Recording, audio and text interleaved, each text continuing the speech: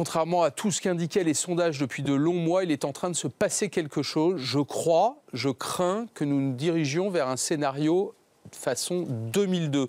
Vous vous souvenez, 16 candidats pour finir, alors qu'il y avait eu 2 favoris, Jospin, Chirac, pour finir dans un mouchoir de poche autour de 19%. 19, 18, 17 et Lionel Jospin éliminé. Là, il n'y a que 11 candidats et l'étiage pourrait se jouer autour de 21 peut-être. Mais au fond, c'est le même processus. On voit que depuis plusieurs jours, plusieurs semaines, les 4 candidats sont en train de converger vers cette barre symbolique des 20%. Alors, ça inquiète dans les états-majors, évidemment.